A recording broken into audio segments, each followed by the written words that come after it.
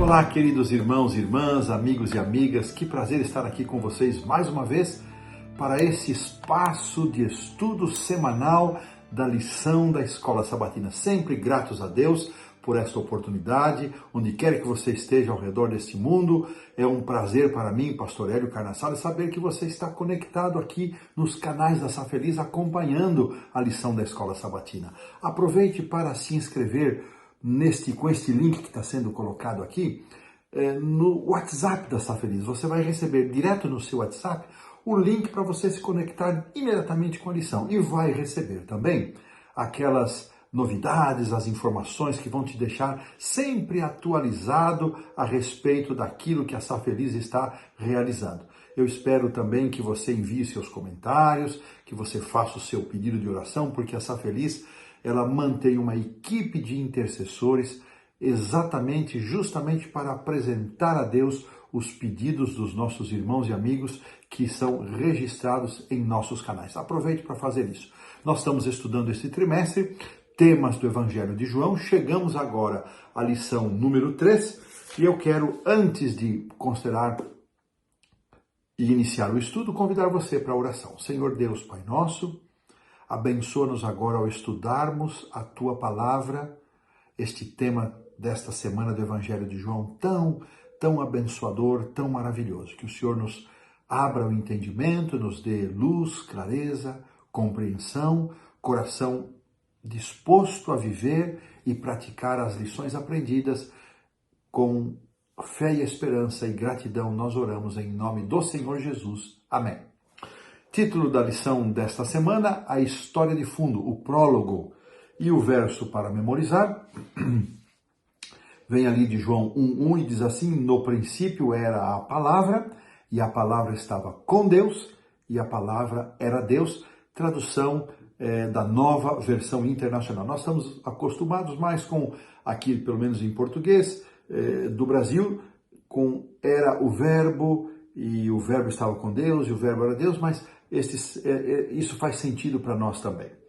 Vocês se lembram que na primeira lição o autor escolheu como verso para memorizar João 20, 30 e 31. Especialmente o verso 31 dizia que os sinais haviam sido registrados, não todos, é claro, para que lendo e acompanhando estes sinais, nós pudéssemos crer em Jesus e, crendo em Jesus, pudéssemos ter vida eterna. Agora, nesta lição desta semana, nós vamos começar lá do começo, lá do início do Evangelho. Eu esperava que ela fosse a primeira lição, mas os autores não pensaram assim.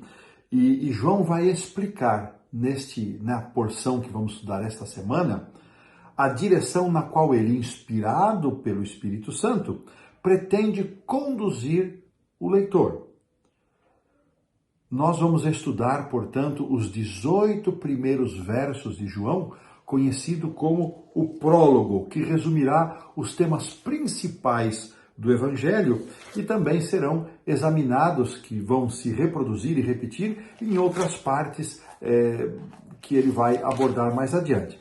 Na parte chamada de auxiliar do professor, eu gostaria de convidar você, eu sei que você acompanha o vídeo cada dia, muita gente não tem tempo de parar, quem sabe, durante a semana para fazer a leitura da lição, por isso acompanha o vídeo, mas assim que possível, se você tem a lição do professor, leia esse conteúdo auxiliar do professor.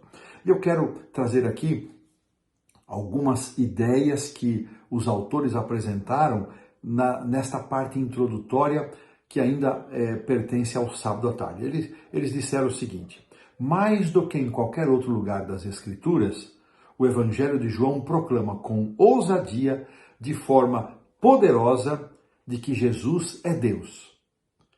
Como Deus eterno, Jesus precede a criação e a própria eternidade. João aborda o tema da divindade de Jesus com tanta profundidade, com o propósito de iluminar a verdade cósmica de que o Verbo se fez carne. E um paralelo que eu achei muito lindo é o seguinte: da mesma forma como Moisés iniciou o Antigo Testamento com a verdade da criação, João faz a mesma declaração no Novo Testamento. Desta forma, Antigo e Novo Testamento se unem. Se unem. Para João, o tema de Jesus como Criador era vital, importantíssimo, porque Satanás, o grande enganador, sempre teve ódio, detestou a verdade de que Jesus era um com o Pai, igual ao Pai, da mesma natureza com o Pai eternamente, e que Jesus era o Criador.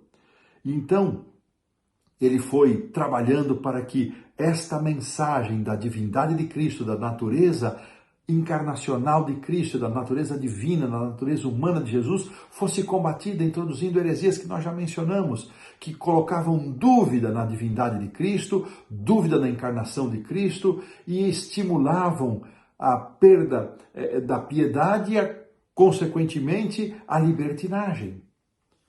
Assim, os 18 primeiros versículos do Evangelho de João, o prólogo, como nós já mencionamos, eles apresentam uma declaração teológica inabalável, concisa e compacta sobre a divindade de Cristo.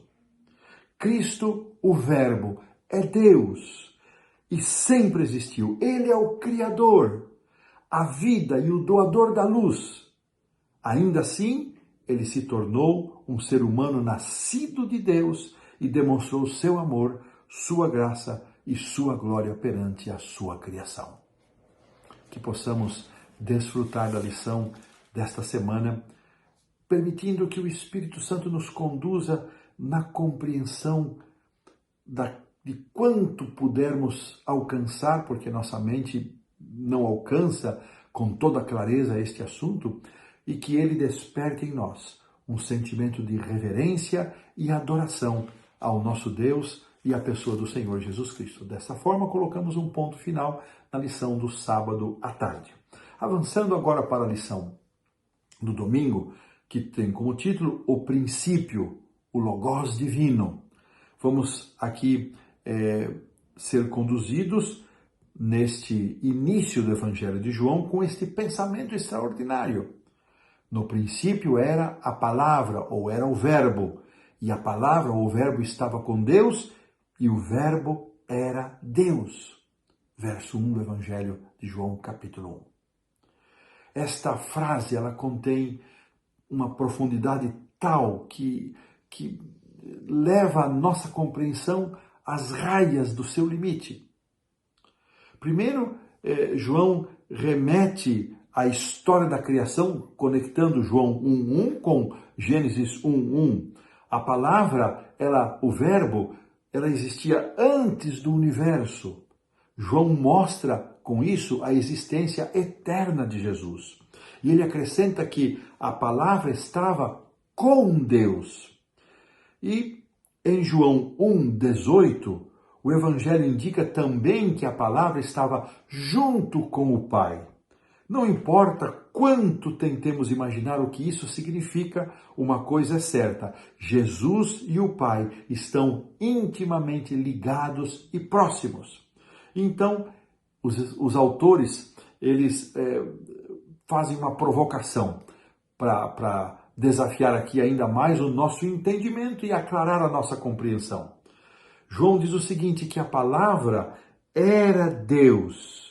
Ela não só estava com Deus, mas era Deus. E ele vai, então, nos fazer aqui a pergunta: como pode a palavra estar com Deus e, ao mesmo tempo, ser Deus? Então, ele vai nos conduzir para a seguinte explicação. O texto no original grego diz o seguinte: a palavra estava com o Deus. Como o termo Deus tem este artigo definido, ele aponta para uma pessoa definida, específica, Deus o Pai. Isto é, o verbo, a palavra, estava com o Deus, estava com o Pai. Por outro lado, a frase "e a palavra era Deus", ou seja, o verbo era Deus, neste caso, o termo Deus não contém este artigo definido, que nesse contexto nos conduz, nos leva para as características divinas de Jesus. Em resumo, Jesus é Deus, não Deus o Pai, mas Deus o Filho, o divino Filho de Deus, a segunda pessoa da divindade. O apóstolo reforça ainda essa ideia quando lemos os versos 3 e 4, que dizem assim: todas as coisas foram feitas por intermédio dele, e sem ele nada do que foi feito se fez. A vida estava nele, e a vida era a luz dos homens. Nesses dois versos, a ideia de que Jesus é o Criador de todas as coisas é claramente destacada e reforçada. Tudo o que antes não existia, passou a existir. E isto só foi possível porque Jesus, o Criador, deu o seu poder para que elas, usou o seu poder para que elas existissem. Olha esse pensamento de Ellen White, que diz assim: desde os dias da eternidade, Cristo era um com o Pai. Era a imagem de Deus, a imagem de sua grandeza e majestade, o resplendor da glória divina. Que impressionante verdade!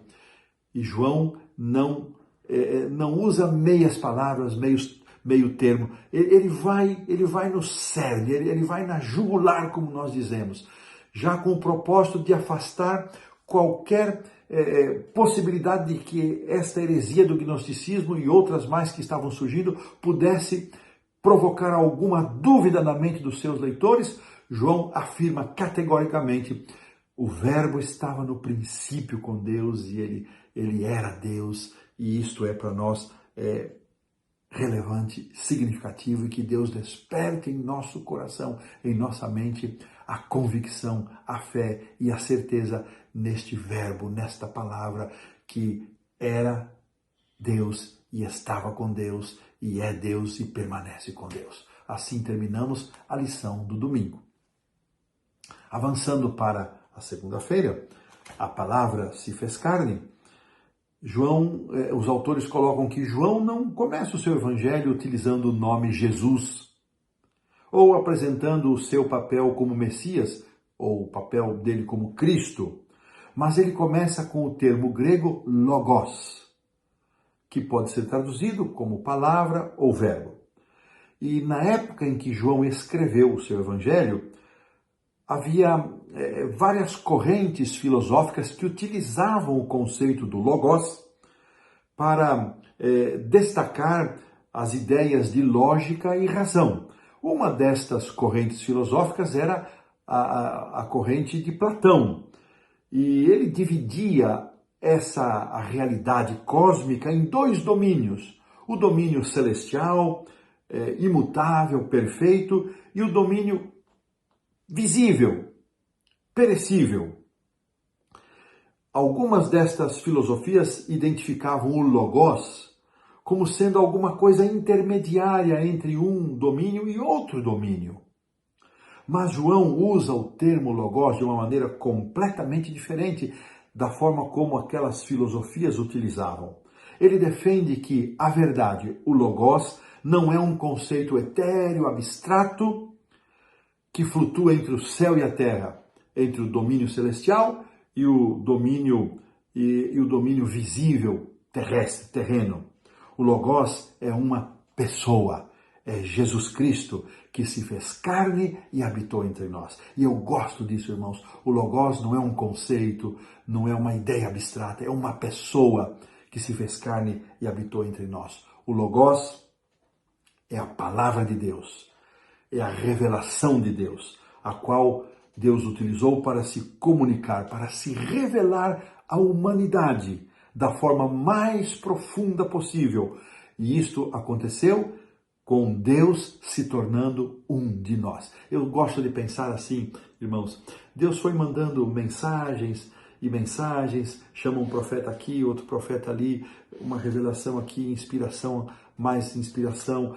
Os autores do Antigo Testamento escreveram essa porção tão maravilhosa, os Salmos, os profetas, a Torá, os escritos de Moisés. e agora então diz o seguinte, bom, já chega de recados, agora eu vou em pessoa, vou me revelar, vou dizer para a humanidade quem eu sou, como eu sou. Aí vem Jesus, que coisa linda. O apóstolo indica, portanto, que este Logos, ele se fez carne e habitou entre nós. Isso aparece no verso 14. Vamos ler o verso 14. Produção, por favor, coloque aí os caracteres. E o verbo se fez carne e habitou entre nós, cheio de graça e de verdade. E vimos a sua glória, glória como do unigênito do Pai. O destaque que os autores dão para este verso está na palavra habitar, e se fez carne e habitou. O verbo habitar habitou entre nós. Eles mencionam que este verbo no original tem o sentido de armar uma tenda. E ele se remete a Êxodo 25:8, onde Deus, por intermédio de Moisés, disse: me farão um santuário e habitarei no meio deles. Seria algo parecido, e vou tabernacular, e vou acampar, vou estar entre eles numa barraca, numa tenda.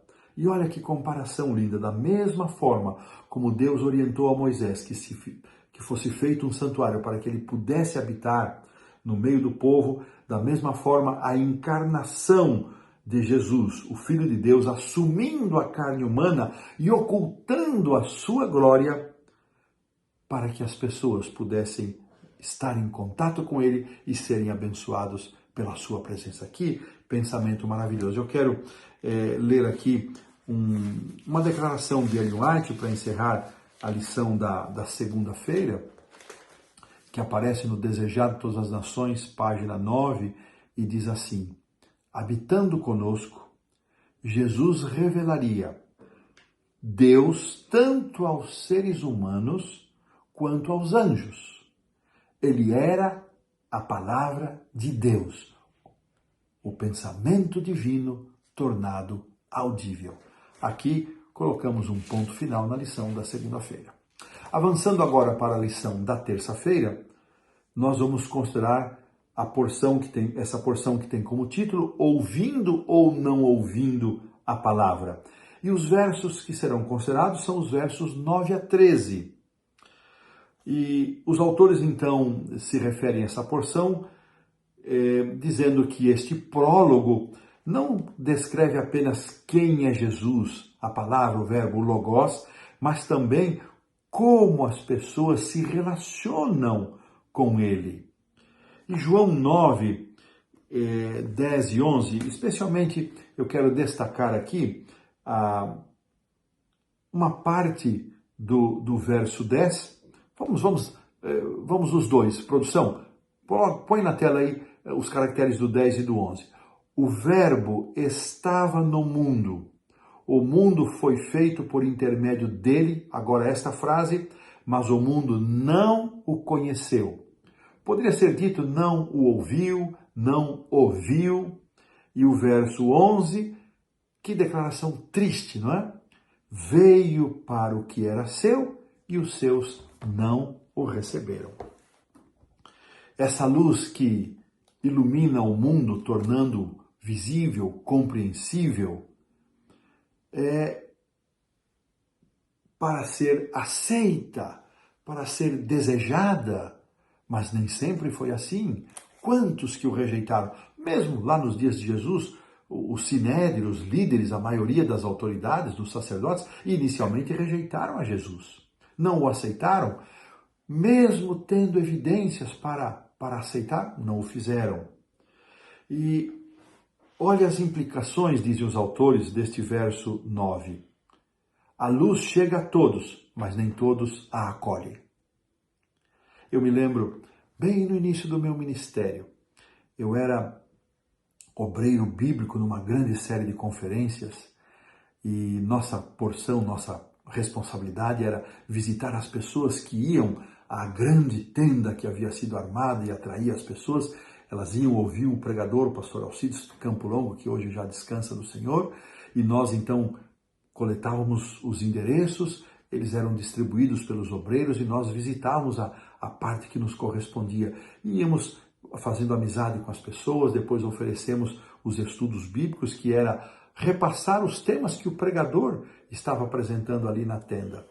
Eu me lembro da dona Manuela, que acompanhou as conferências, não perdeu uma noite, e todos os estudos eu ministrei para ela e ela gostava, aceitava, e quando eu fiz o apelo para o batismo, ela rejeitou. Eu fiquei tão triste, convidei um obreiro mais experiente, que era o auxiliar do conferencista, o imediato pastor pregador também, Reginaldo Keffler, e ele foi comigo e ele também apelou com amor, com carinho, não forçando, e a dona Manuela não aceitou. Eu me lembro que aquilo me causou uma profunda tristeza, porque tendo tanto conhecimento, luz, compreensão, a dona Manuela rejeitou a aceitação do batismo e dar um testemunho público da sua fé.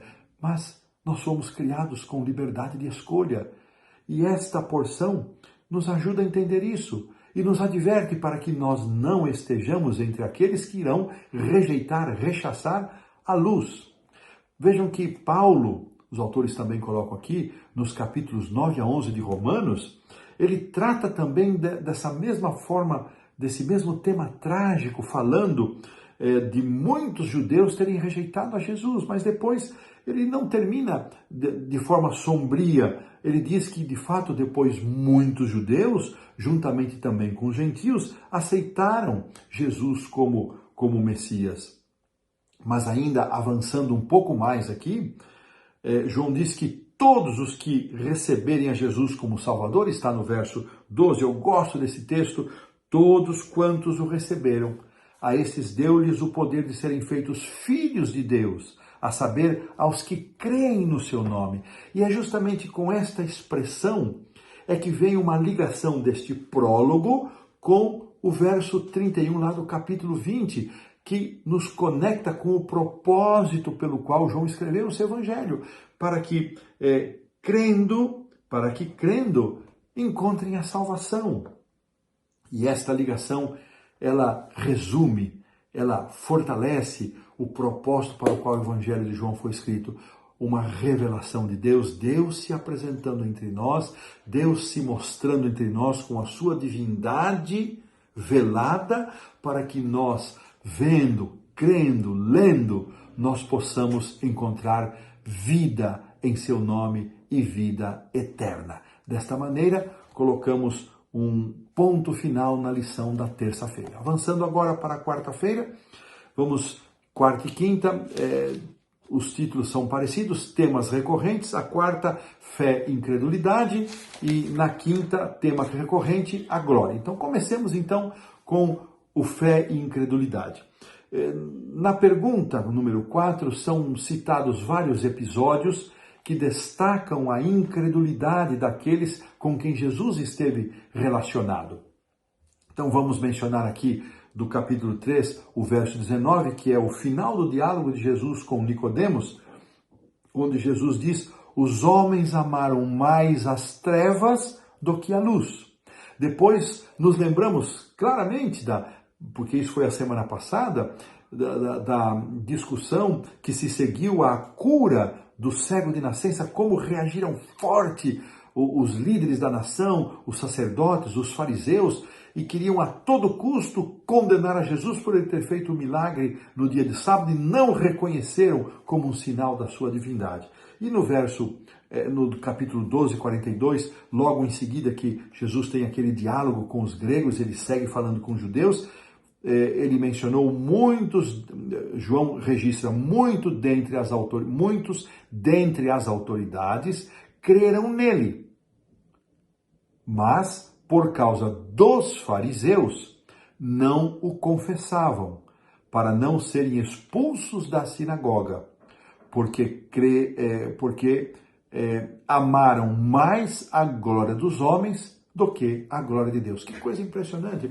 Eles creram, mas rejeitaram, endureceram o coração. Posteriormente, lá no livro de Atos dos Apóstolos, nos será declarado que muitos sacerdotes finalmente, e creio eu também das autoridades, se renderam, não todos, mas muitos deles se renderam a esse Cristo maravilhoso. Uma coisa interessante, mais uma, que os autores colocam aqui, o substantivo fé, crença, não aparece no livro de João, no Evangelho. Mas o verbo crer aparece 98 vezes. E é curioso saber que são 241 vezes que aparece no Novo Testamento o verbo crer. E em João 98, que representa 40% de todas as vezes que aparece o verbo crer. No Novo Testamento, ele está no Evangelho de João. E aqui é um pensamento interessante, o fato de que o Evangelho de João usa apenas o verbo para, ao invés do substantivo, para falar da expressão da fé, indica que esta relação de crença é ativa. Ela expressa uma maneira de viver, não é uma teoria, não é apenas uma coisa cognitiva, intelectual, mas ela expressa uma forma de viver, um estilo de vida, um conjunto de crenças.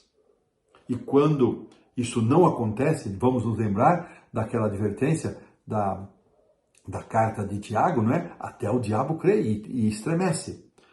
A principal diferença destacada aqui entre o grupo que crê e o grupo que não crê, o que aceita e o que rejeita, é a forma como isso se manifesta no relacionamento com Jesus.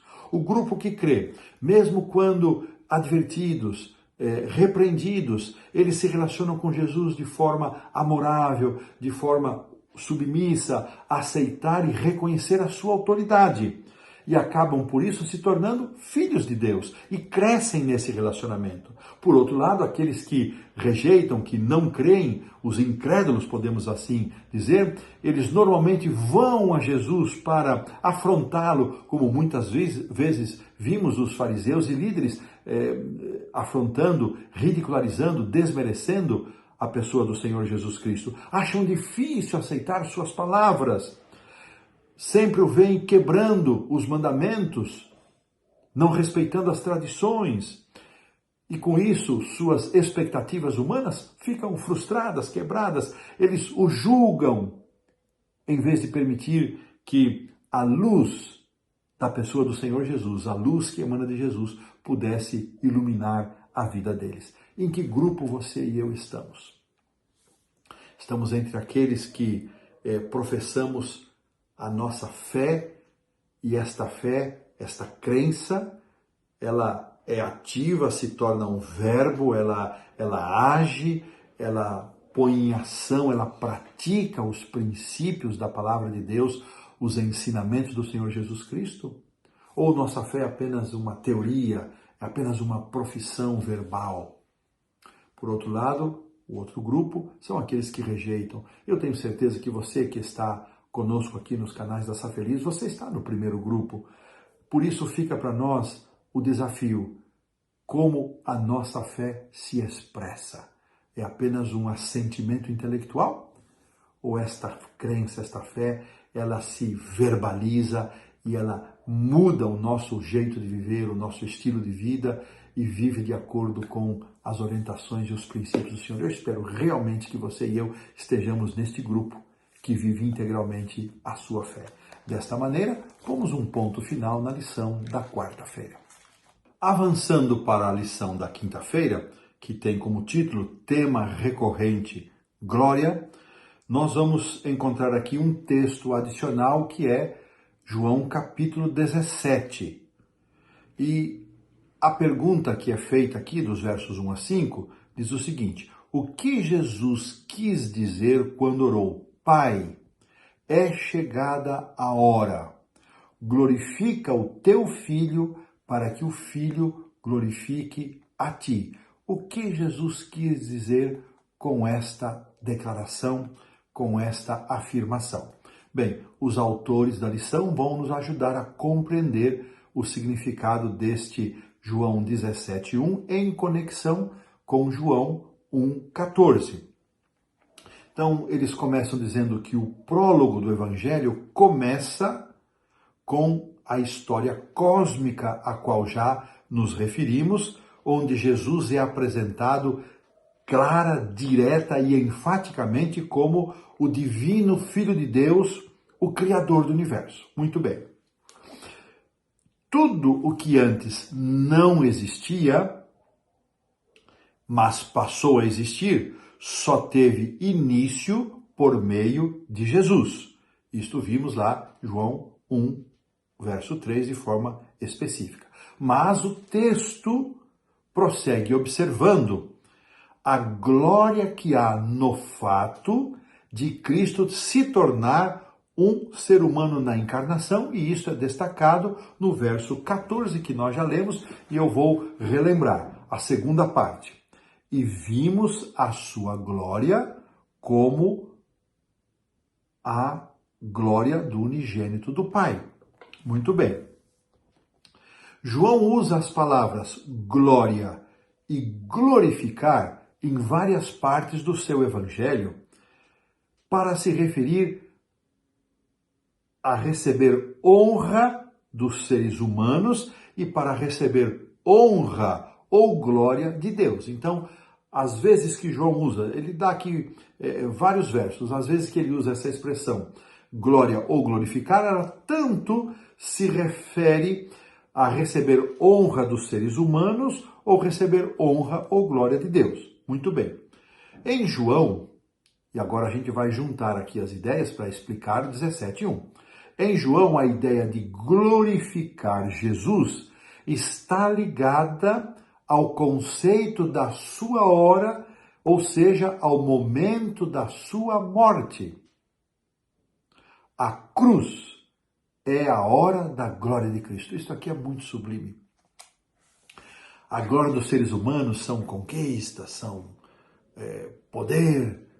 A glória de Cristo estava na hora da sua morte. Essa ideia ela é muito contrastante, é paradoxal, porque a crucifixão era a forma de execução mais vergonhosa e humilhante no antigo mundo romano. Não havia nada mais humilhante do que morrer crucificado.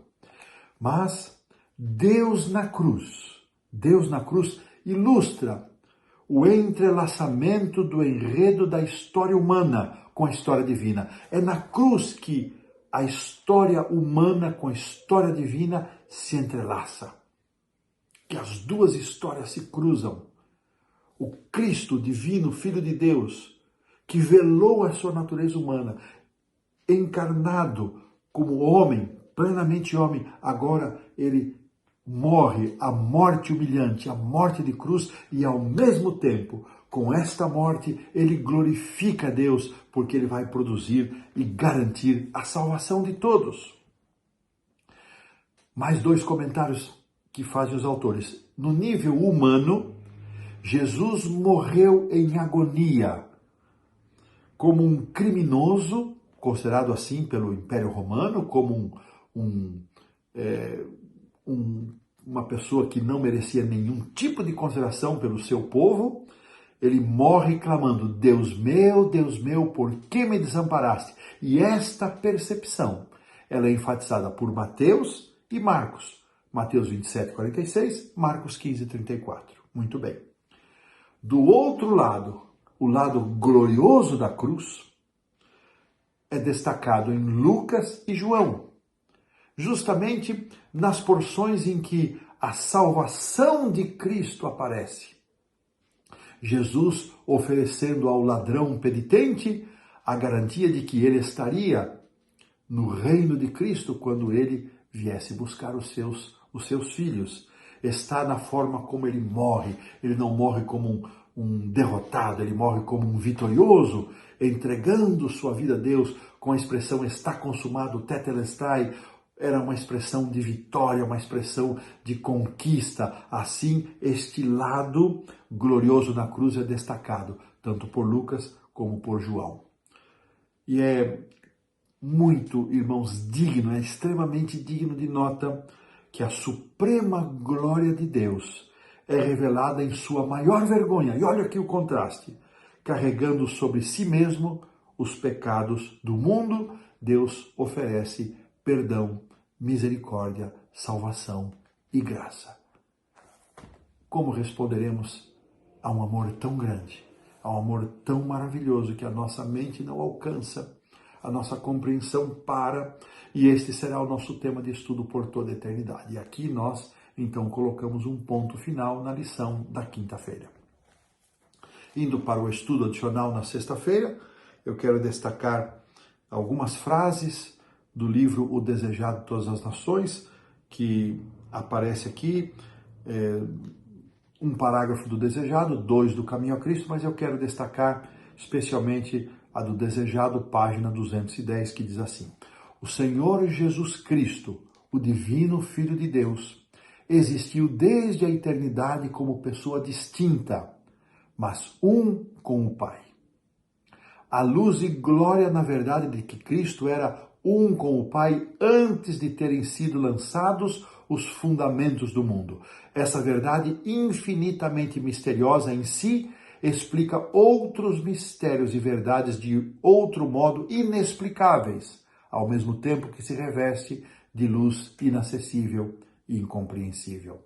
Agora, do Caminho a Cristo, páginas 26 e 27, Cristo manifestou um amor que está além da nossa compreensão. Mais uma frase, a última, ainda de Caminho a Cristo: quando, porém, as pessoas se esforçam para mudar, como resultado do desejo sincero de fazer o que é certo, exercendo assim o seu poder de escolha, é o poder de Cristo que está atraindo e atuando e conduzindo para que elas experimentem a transformação e experimentem também a conversão e a presença de Cristo na sua vida. As perguntas que foram colocadas aqui para nossa consideração são interessantes e nos trazem o seguinte: por que João começa falando sobre Jesus no seu papel como Criador? Nós já destacamos isso, e para refletir o que isso então nos diz a respeito da importância da criação. Uma das mensagens vitais, uma crença fundamental para nós, adventistas do sétimo dia. O que aconteceria, diz aqui a outra pergunta, se um ser criado tivesse morrido na cruz e não o Deus eterno? Só Jesus podia dizer: eu dou a minha vida e posso tornar a tomá-la. Certamente nós precisávamos intensamente, completamente, totalmente, unicamente da pessoa do Senhor Jesus Cristo, que este Cristo maravilhoso, este Deus eterno, este Verbo encarnado, que era Deus e estava com Deus, que Ele nos abençoe, que Ele habite em nossa vida, habite em meu coração e em seu coração. É o meu desejo e minha oração. Amém. Vamos orar? Senhor Deus, Pai nosso, abençoa-nos. Depois de estudarmos uma lição tão maravilhosa, que em nossa compreensão, ainda que não possamos ter todas as explicações e respostas, que nós possamos, Senhor, adorar, exaltar, glorificar a este Jesus Cristo, a este nosso Senhor, nosso Deus, como expressou Tomé: Senhor meu e Deus meu. Que essa seja a nossa resposta, a minha resposta. Eu oro e agradeço em nome do Senhor Jesus. Amém. Forte abraço. Até a semana que vem. Até mais.